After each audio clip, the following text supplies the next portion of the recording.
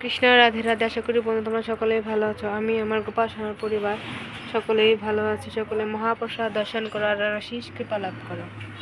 যারা এখন আমার চ্যানেলটাকে সাবস্ক্রাইব করনি প্লিজ অবশ্যই সাবস্ক্রাইব করে দিও, পাশে থাকা বেল আইকনে ক্লিক করে দিও। আমি কোনো ভিডিও পোস্ট করে তোমাদের কাছে সঙ্গে সঙ্গে নোটিফিকেশন পৌঁছে যাবে। মহাপ্রসাদ আজকে হচ্ছে ভক্তি সিদ্ধান্ত সরস্বতী ঠাকুরের আবির্ভাব তিথি। তো সকলেই মহাপ্রসাদ দর্শন করো আর অশেষ কৃপা লাভ করো। এই যে ভক্তি সিদ্ধান্ত সরস্বতী ঠাকুর যে প্রভুপাদের গুরুদেব, তারই আজকে আবির্ভাব তিথি, তাই তার উপলক্ষে কিছুটা হলো ভগবানকে দিয়ে তার শরণাপন্ন হয়েছি।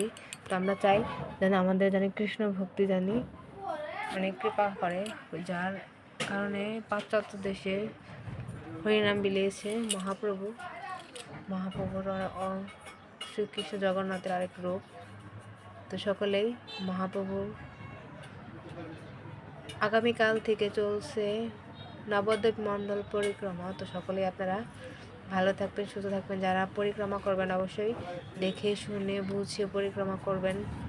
গঙ্গার ঘাটে বেশি যাবেন না বেড়িবাঁধ ছাড়া, কারণ ওখানে অনেক রিস্ক আছে।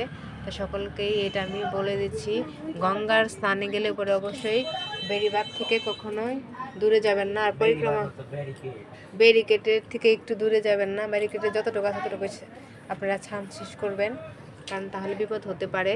তো আপনারা সকলেই মায়াপুর নবদ্বীপে চলে গেছেন। আজকে মহাপ্রভুর যেখানে জন্মগ্রহণ করেছিল সেখানে সকল ভক্তরা মিলে গিয়েছে, আর সন্ধ্যায় অধিবাস হবে।